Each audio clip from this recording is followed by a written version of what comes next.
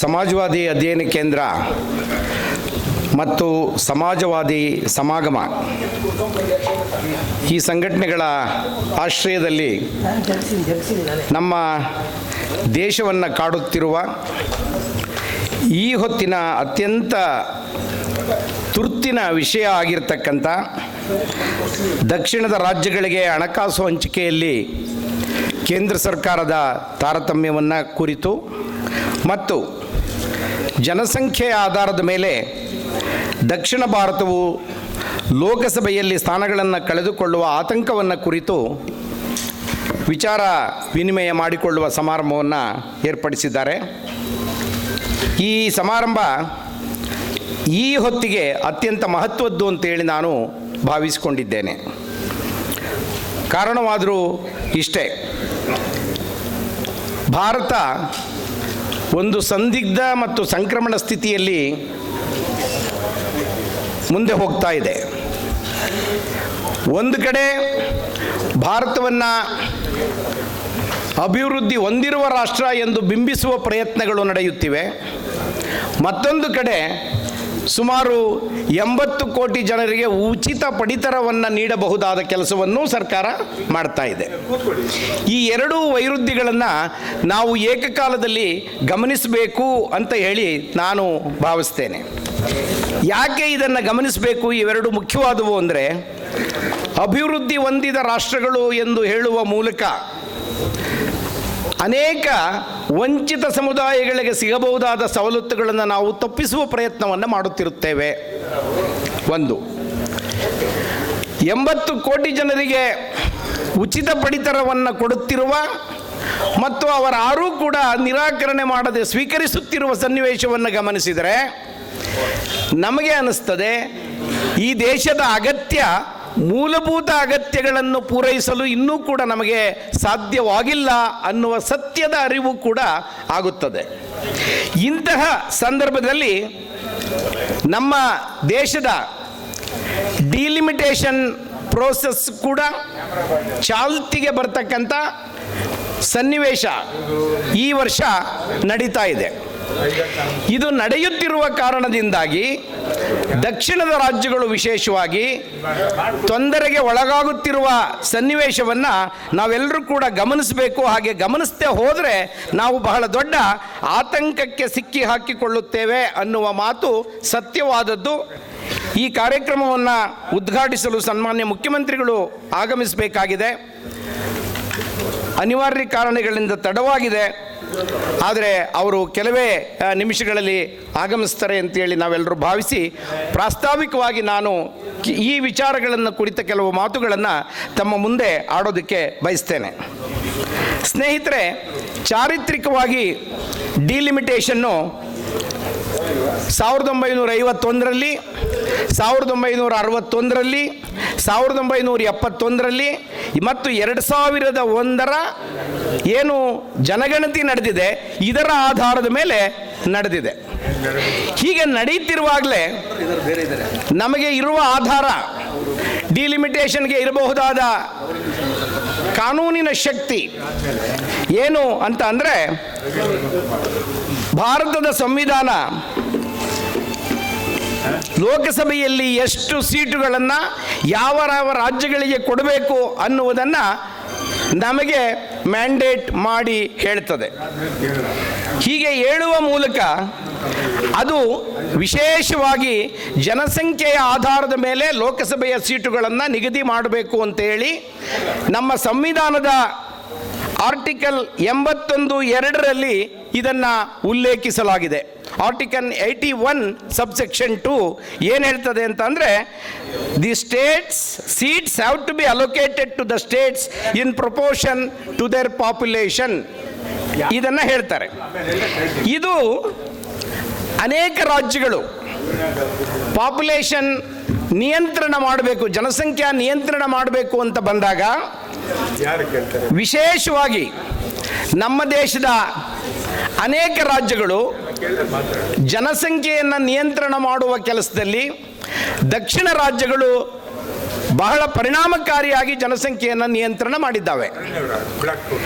ದಕ್ಷಿಣ ರಾಜ್ಯಗಳು ಜನಸಂಖ್ಯೆಯನ್ನು ನಿಯಂತ್ರಣ ಮಾಡಿದ ಕಾರಣದಿಂದಾಗಿ ನಮ್ಮ ಜನಸಂಖ್ಯೆ ಕಡಿಮೆ ಆಗಿ ನಮ್ಮ ಸೀಟುಗಳನ್ನು ಕಳೆದುಕೊಳ್ಳುವ ಆತಂಕಕ್ಕೆ ನಾವು ಎದುರಾಗಿದ್ದೇವೆ.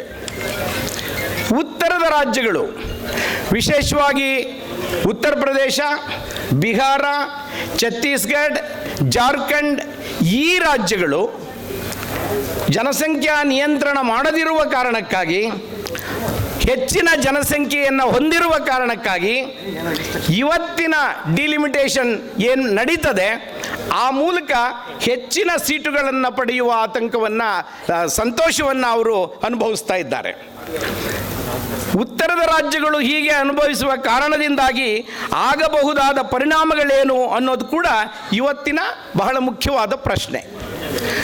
ಉತ್ತರದ ರಾಜ್ಯಗಳು ಅತಿ ಹೆಚ್ಚು ಪಾರ್ಲಿಮೆಂಟಿನ ಸೀಟುಗಳನ್ನು ಪಡೆಯುವ ಮೂಲಕ ಭಾರತದ ಸಮಗ್ರತೆಗೆ ಮೊದಲ ಅಡ್ಡಿ ಉಂಟಾಗುತ್ತದೆ ಎನ್ನುವ ಆತಂಕ ಅನೇಕ ರಾಜಕೀಯ ಶಾಸ್ತ್ರಜ್ಞರು ಈಗಾಗಲೇ ವ್ಯಕ್ತ ಮಾಡಿದ್ದಾರೆ. ಸಮಗ್ರತೆಗೆ ಯಾವ ರೀತಿಯ ಆತಂಕ ಒದಗುತ್ತದೆ ಎಂದು ಕೇಳಿದರೆ, ದೇಶದ ಎಲ್ಲ ರಾಜ್ಯಗಳಿಗೆ ಅನ್ವಯವಾಗುವ ತೀರ್ಪುಗಳನ್ನು ತೆಗೆದುಕೊಳ್ಳುವ ಕಾಲ ಬಂದಾಗ ಹೆಚ್ಚು ಸಂಸದರಿರುವ, ಪಾರ್ಲಿಮೆಂಟ್ ಸದಸ್ಯರಿರುವ ರಾಜ್ಯಗಳು ಅಥವಾ ಆ ಪ್ರದೇಶಗಳು ಆ ಪಾಲಿಸಿಗಳಿಗೆ ಬೆಂಬಲವನ್ನು ಸೂಚಿಸುವ ಮೂಲಕ ಅವರು ತಮ್ಮ ಹಿತಾಸಕ್ತಿಗಳನ್ನು ಕಾಪಾಡಿಕೊಳ್ಳುವ ಅನುಕೂಲಗಳು ಸಾಧ್ಯವಾಗುತ್ತವೆ. ಹಾಗೆ ಸಾಧ್ಯವಾಗುವುದರಿಂದ ಭಾರತದ ಸಮಗ್ರತೆಗೆ ಧಕ್ಕೆ ಒದಗುತ್ತದೆ ಎನ್ನುವ ಮಾತನ್ನು ಈಗಾಗಲೇ ಅನೇಕ ರಾಜಕೀಯ ಶಾಸ್ತ್ರಜ್ಞರು ವಹಿಸಿದ್ದಾರೆ, ಆತಂಕವನ್ನು ವ್ಯಕ್ತಪಡಿಸಿದ್ದಾರೆ. ಎರಡನೆಯದು, ಜನಸಂಖ್ಯೆ ಆಧಾರದಿಂದ ಹೆಚ್ಚಿನ ಸಂಖ್ಯೆಯ ಸೀಟುಗಳನ್ನು ಪಡೆಯುವ ಉತ್ತರದ ರಾಜ್ಯಗಳು ಹಿಂದಿ ಭಾಷೆಯನ್ನು ಮಾತನಾಡುವ ರಾಜ್ಯಗಳಾಗಿವೆ. ಇದೊಂದು ಮುಖ್ಯವಾದ ಪ್ರಶ್ನೆ. ಹಿಂದಿ ಭಾಷಿಕ ರಾಜ್ಯಗಳು ಹೆಚ್ಚಿನ ಸಂಖ್ಯೆಯ ಸೀಟುಗಳನ್ನು ಲೋಕಸಭೆಯಲ್ಲಿ ಹೊಂದಿದ್ದಾದರೆ ಅಲ್ಲಿ ಬರುವ ನಮ್ಮ ಸಾಂವಿಧಾನಿಕ ತಿದ್ದುಪಡಿಗಳು, ದೇಶದ ಹಿತಾಸಕ್ತಿಯಿಂದ ರಚಿಸುವ ಕಾನೂನುಗಳು ಮತ್ತು ದೇಶದ ಸಮಗ್ರತೆಯನ್ನು ಕಾಪಾಡಿಕೊಳ್ಳಬಹುದಾದ ಕಾನೂನುಗಳಿಗೆ ಜಯ ಸಿಗುತ್ತದೆಯೇ ಇಲ್ಲವೇ ಅನ್ನುವ ಪ್ರಶ್ನೆ ಕೂಡ ಬಹಳ ಮುಖ್ಯವಾದದ್ದು. ಈಗ ಆಳುತ್ತಿರುವ ಸರ್ಕಾರವನ್ನು ಗಮನದಲ್ಲಿಟ್ಟುಕೊಂಡು ಅನೇಕರು ಈ ವಿಚಾರವನ್ನು ಗಮನಿಸಿರುವುದೇನು ಅಂತ ಅಂದರೆ, ರಾಜ್ಯ ಸರ್ಕಾರಗಳು, ಕೇಂದ್ರ ಸರ್ಕಾರ ಅನೇಕ ವಿಚಾರಗಳಲ್ಲಿ ಸಮಾನ ಯೋಚನೆಗಳನ್ನು ಮಾಡುವುದು ಸಾಧ್ಯವಾಗಿಲ್ಲ. ಸಮವರ್ತಿ ಪಟ್ಟಿಯಲ್ಲಿರುವ ವಿಷಯಗಳನ್ನು ಕುರಿತು ಕೂಡ ಕೇಂದ್ರ ಸರ್ಕಾರ ರಾಜ್ಯ ಸರ್ಕಾರಗಳ ಜೊತೆ ಸಮಾಲೋಚನೆ ಮಾಡ್ತಕ್ಕಂಥ ಕೆಲಸವನ್ನು ಮಾಡ್ತಾ ಇಲ್ಲ. ಇದು ಅತ್ಯಂತ ಮಹತ್ವದ ವಿಚಾರ ಅನ್ನೋದನ್ನು ನಾವೆಲ್ಲರೂ ಕೂಡ ಗಮನಿಸಬೇಕು. ಸರ್ಕಾರಿಯ ಕಮಿಷನನ್ನು ನೇಮಕ ಮಾಡಿದಾಗ ಕೇಂದ್ರ ಮತ್ತು ರಾಜ್ಯಗಳ ಸಂಬಂಧವನ್ನು ಕುರಿತಂತೆ ಅನೇಕ ಸಲಹೆಗಳನ್ನು ನೀಡಲಾಗಿದೆ. ಆದರೆ ಆ ಯಾವ ಸಲಹೆಗಳನ್ನು ಕೂಡ ಕೇಂದ್ರ ಸರ್ಕಾರ ರಾಜ್ಯ ಸರ್ಕಾರಗಳ ಜೊತೆಗೆ ಮಾತನಾಡುವ ಅಥವಾ ಚರ್ಚೆ ಮಾಡುವ ಕನಿಷ್ಠ ಸೌಜನ್ಯವನ್ನು ತೋರದಿರುವುದು ಇವತ್ತಿನ ರಾಜಕೀಯ ಬೆಳವಣಿಗೆ. ಕೆಲವು ಉದಾಹರಣೆಗಳನ್ನು ನಾನು ನಿಮ್ಮ ಮುಂದೆ ಇಡಲಿಕ್ಕೆ ಪ್ರಯತ್ನ ಮಾಡ್ತೇನೆ. ಒಂದು, ಆರ್ಟಿಕಲ್ 370 ತೆಗೆಯುವಾಗ